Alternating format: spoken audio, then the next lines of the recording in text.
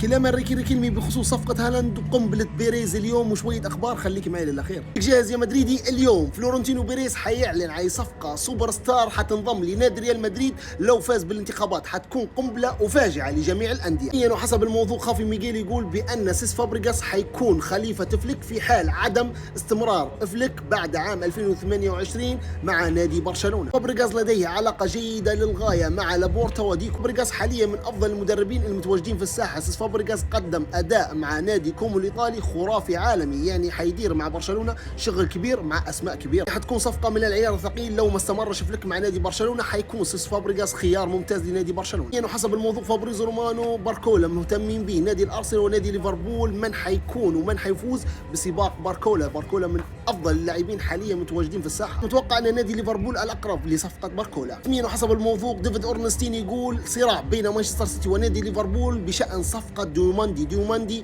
نادي لايبزيج يبيه ب 130 مليون. من حيفوز في الصراع نادي ليفربول او نادي مانشستر سيتي؟ نادي ليفربول خاش لسوق الانتقالات بقوه واندفاع.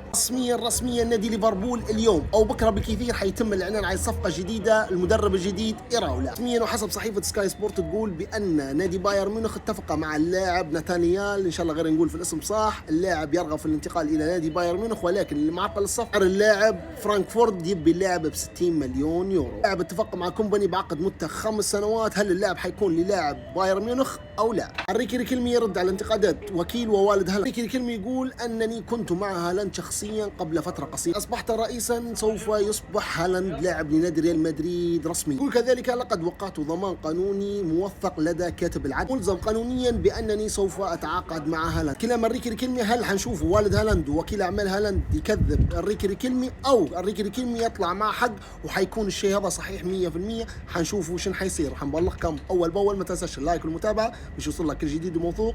ديما طيبين.